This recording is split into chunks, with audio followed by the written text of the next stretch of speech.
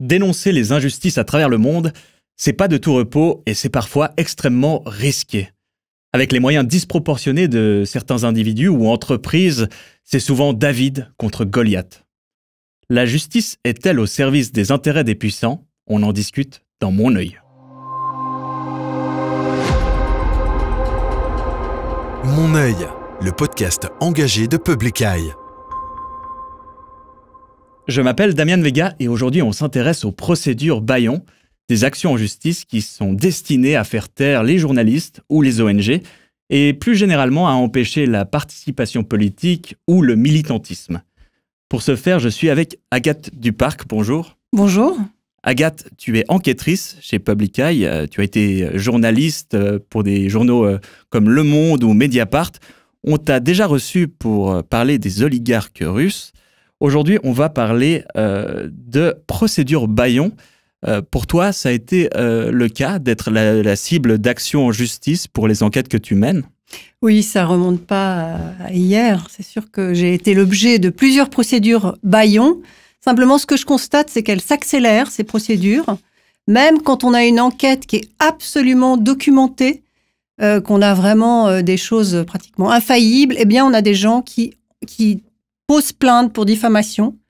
Parce qu'en fait, ils ont besoin de se justifier par rapport à leurs banquiers ou à leurs partenaires. Donc, c'est presque devenu systématique quand on s'intéresse à un sujet sensible, d'avoir ce genre de plainte. Donc, tu dis qu'il y en a de plus en plus ces dernières années. C'est quelque chose que tu constates? Oui, je constate et ça m'étonne peu puisque finalement, on a affaire à des gens qui ont beaucoup de moyens.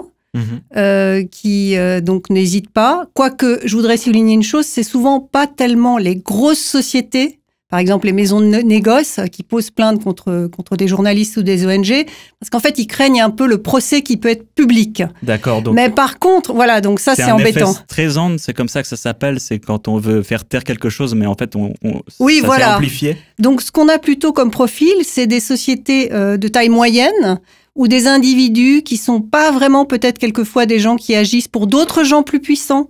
Donc voilà, c'est un peu les cas de figure qu'on a.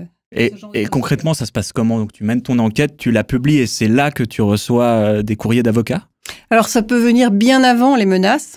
Pendant qu'on prépare une enquête, on envoie en général les questions aux protagonistes. Et là, on peut avoir tout d'un coup un avocat qui se manifeste en disant oula, attention, si vous continuez, on pourrait peut-être vous poursuivre. Enfin bon, il y a toutes sortes de pressions. Il y a aussi des pressions qui consistent à faire interdire l'article avant faire interdire la publication de l'article. D'accord. Il y a la justice qui peut très bien accéder à ce genre de demande. Donc c'est assez, c'est un parcours du combattant. En fait, il faut un peu louvoyer comme ça. Mais évidemment, le plus important, c'est de ne pas de prêter le flanc à ce genre d'attaque, c'est-à-dire d'être extrêmement précautionneux. Et tu dis qu'il ne faut pas se laisser intimider, mais ça a quand même des effets, ce Alors bien évidemment, c'est un peu fatigant nerveusement parlant, quand on reçoit, avant même publication, une lettre d'avocat qui vous menace de poursuite, c'est pas très agréable.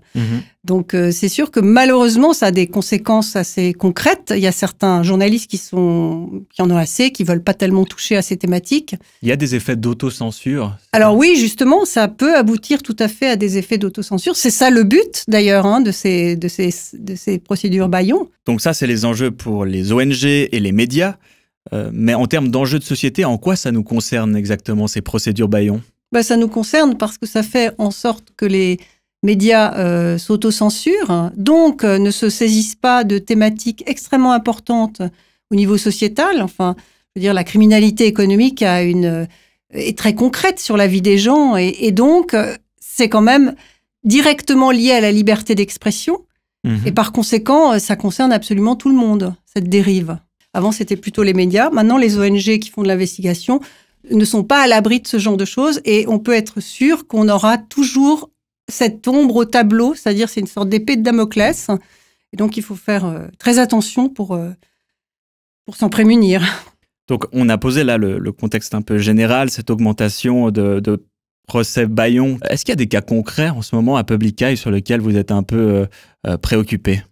Je peux vous donner un chiffre intéressant. On a calculé que depuis novembre 2021, on a eu 4 menaces. Et par ailleurs, en une année, oui. C'est ça. Hein. Et par ailleurs, on a effectivement des procédures qui sont en cours. Et je vous disais que il y a certaines fois où des sociétés, alors qu'on a tous les documents possibles pour montrer, pour appuyer notre raisonnement, quand même nous attaquent. Donc, on a une société qui, effectivement, nous a attaqués sur une affaire qui concerne la contrebande de produits pétroliers en Libye. D'accord. Et c'est en cours actuellement. D'accord. Mais on peut en parler quand même? On peut en parler, oui, je ne vais pas vous donner tous les détails, mais en tout cas, le fait est que cette société qui est à Zoug a déposé plainte, alors même que, je répète, on avait quand même des documents qui prouvaient très clairement son implication, qui prouvaient qu'elle avait fait appel à un réseau de contrebandiers entre Malte et la Libye, qu'elle avait acheté des produits pétroliers de ce réseau, et malgré ça, on se retrouve avec une procédure en diffamation. D'accord, donc Public Eye doit avoir aussi des avocats pour se défendre. Est-ce que ça coûte quelque chose aux structures les plus petites, modestes? Bien sûr, ça coûte. Et je dirais que maintenant, pour mener une enquête, il faut un partenariat absolument avec un avocat de confiance. Je veux dire, ça ne fonctionne pas comme avant.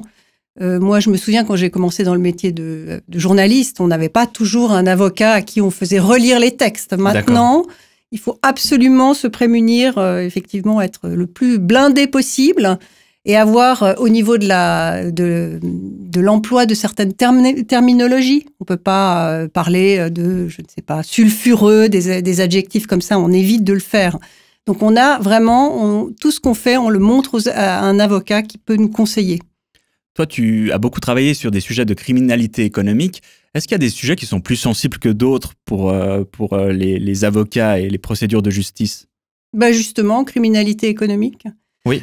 Mais il y a aussi il y a une chose qui est assez sensible, c'est que, par exemple, quand on a une personne qui a été traînée en justice déjà, mais qui a été soit blanchie parce que on n'a pas pu trouver le moyen de preuve, et si on retombe sur cette même personne, là, ça peut être difficile d'évoquer l'enquête passée. Donc oui, il y a certaines... et encore une fois, la criminalité économique, parce que ce sont des gens qui ont besoin d'avoir une réputation au niveau des affaires. Donc toute parution peut mettre en cause leur réputation. Bien sûr. Ça peut aboutir à la fermeture de leur compte en banque. Ça peut faire que leurs partenaires se détournent d'eux. Donc, si vous voulez, c'est dans ce domaine-là précisément qu'il y a il y a le plus de procédures bâillons. Donc, on l'a dit, 4 menaces judiciaires depuis l'année passée. Ces entreprises ou ces personnes influentes qui essaient de vous faire taire, elles ont d'autres stratégies que le recours à des procédures judiciaires? Oui, alors il arrive parfois qu'on reçoive un coup de téléphone directement de la personne sur laquelle on écrit, qui n'a pas voulu répondre aux questions, je le précise, mais qui se manifeste. J'ai eu par exemple l'exemple d'une personne qui m'a invité à Singapour. Autant vous dire que j'ai pas accepté l'invitation, non. Okay.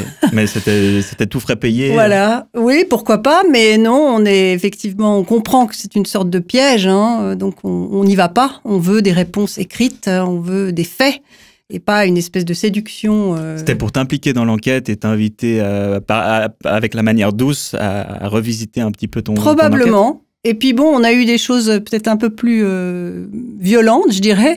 Sur Congo Hold Up, moi j'ai reçu sur WhatsApp carrément une menace.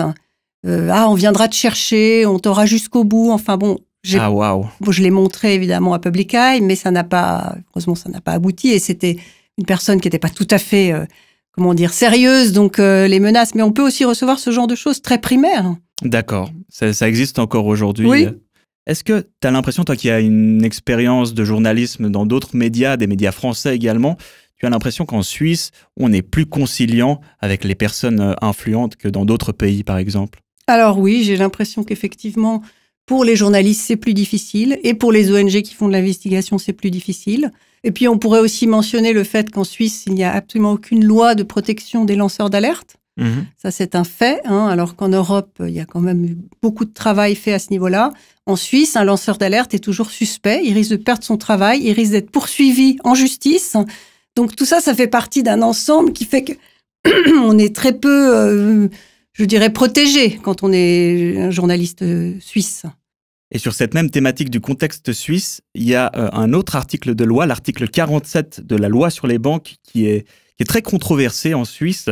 notamment parce que dans le cadre d'une enquête, les Swiss Secrets, qu'il y a eu en début d'année 2022, c'était un consortium de médias qui avait mené cette enquête, sauf des médias suisses, précisément à cause de cet article 47. Est-ce que tu arrives à nous expliquer pourquoi ? Cet article 47, effectivement, c'est une aberration. Il dit que quand il y a des données bancaires volées, même les personnes tierces, donc sans préciser les journalistes, mais ça peut être des journalistes, qui ont ces documents entre les mains, sont considérés comme aussi peuvent être poursuivis par cet article. Donc comme des rustlers en quelque sorte.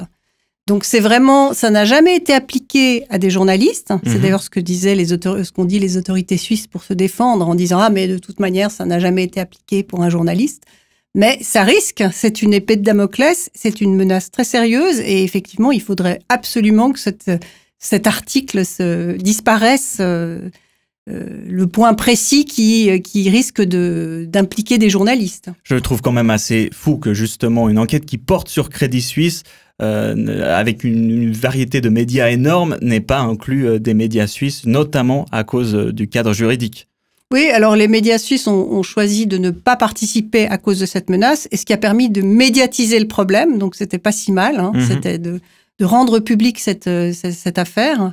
Et peut-être que ça va enfin avoir une influence sur les parlementaires qui vont peut-être revoir amender cet article.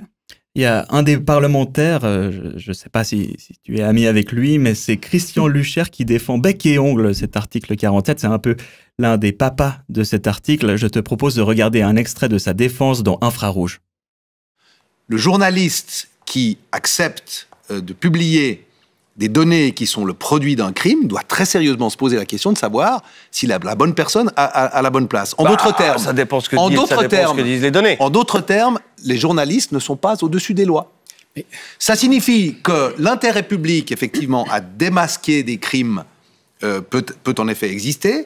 L'intérêt public à ce que l'on divulgue des comptes bancaires qui ne devraient pas se trouver dans les comptes, parce que c'est de la corruption, du blanchiment, etc. Cet intérêt public existe, mais il ne faut pas se leurrer. Vous, les journalistes, ce n'est pas seulement l'intérêt public qui vous intéresse, c'est de vendre. Comment tu réagis à ces propos de Christian Lucher ? Bon, Christian Lucher est toujours très véhément pour dénoncer les journalistes et la liberté d'expression qui est attachée à la profession de journaliste, puisqu'en gros, il dit qu'on doit s'auto-censurer à partir du moment où les données bancaires seraient dérobées. Or, si ces données bancaires révèlent des choses absolument fondamentales, un scandale qui met en cause une très grosse société, nous, on estime au contraire qu'on doit absolument révéler ces documents, et quelle que soit leur origine. Ça ne nous concerne pas. Nous, on est proche de la vérité, on s'approche de la vérité. Donc, Maître Lucher, comme d'habitude, a toujours une approche extrêmement favorable aux banques et au milieu économique. Comment on s'organise du coup pour ne pas rester sur cette note négative d'un contexte institutionnel suisse qui est compliqué, de plus en plus de procès bâillons? Comment vous organisez dans la profession? Alors, je pense qu'il faut absolument regrouper les forces. C'est le maître mot, comme d'ailleurs il existe des consortiums maintenant qui font des investigations, ce qui leur permet d'être plus solides. Et bien là, la même chose, il faudrait que des ONG d'investigation se regroupent, et on est en train de travailler sur cette question pour justement faire face à ce genre de problématiques. Peut-être, par exemple, en mettant à disposition des juristes, des avocats, ou peut-être même des fonds, parce que ça peut coûter très cher à une ONG.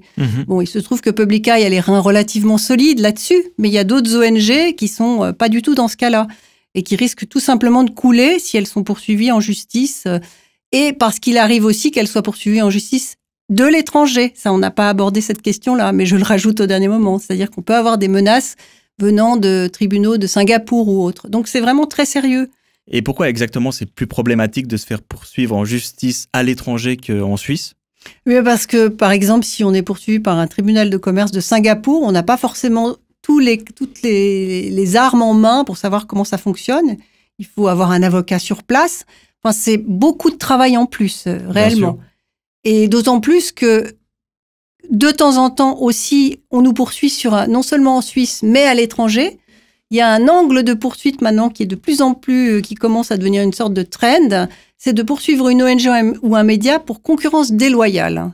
Qu'est-ce que ça veut dire? Ça veut dire qu'en fait, on considère que le média ou l'ONG porte du tort à une société, lui fait perdre des clients. Donc, c'est quand même hallucinant. Nous, on a eu un cas comme ça. On a été traîné au tribunal de commerce à Berne.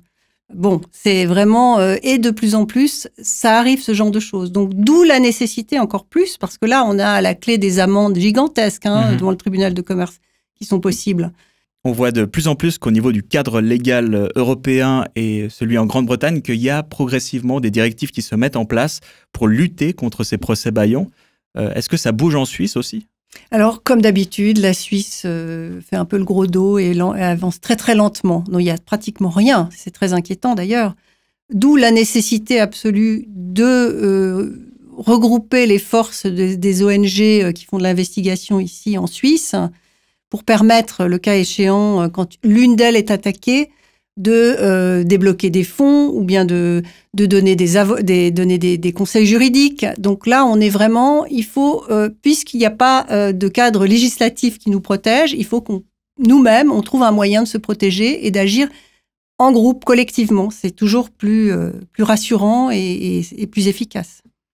On espère évidemment que cette initiative protège le travail de qualité que tu continues à mener et que tes autres collègues continuent à mener. Merci beaucoup d'être venu, Agathe Duparc. Merci. Et merci à vous de nous avoir écoutés.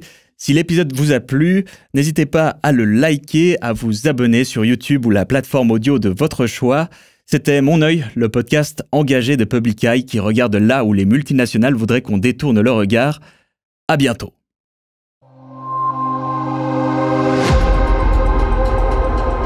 Mon œil, le podcast engagé de Public Eye.